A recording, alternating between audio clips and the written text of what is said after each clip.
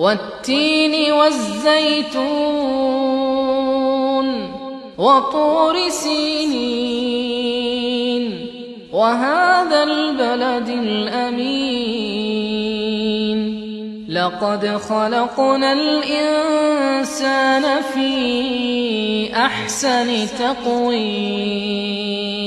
ثم رددناه أسفل سافلين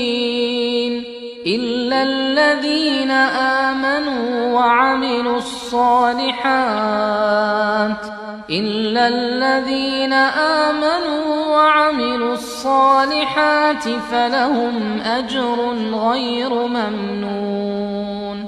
فما يكذبك بعد بالدين